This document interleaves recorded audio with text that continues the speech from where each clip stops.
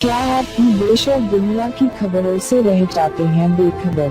तो सब्सक्राइब कर लीजिए हमारे HT न्यूज चैनल को और बेल आइकॉन को दबाना मत भूलिएगा। सीएसके बनाम केकेआर आईपीएल 2018 का 5वां मैच चल रहा है इस समय चेन्नई के MA चिदम्बरम स्टेडियम में।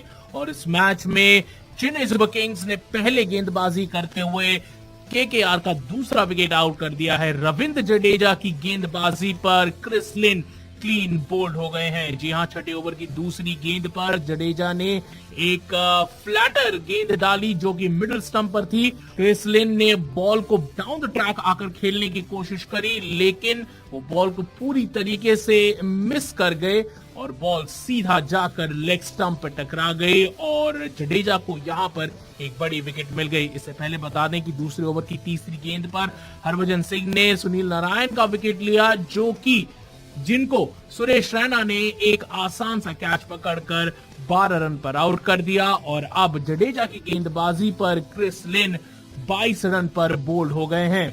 उन्होंने 16 गेंदें खेली जिसमें उन्होंने 4 चौके जड़े।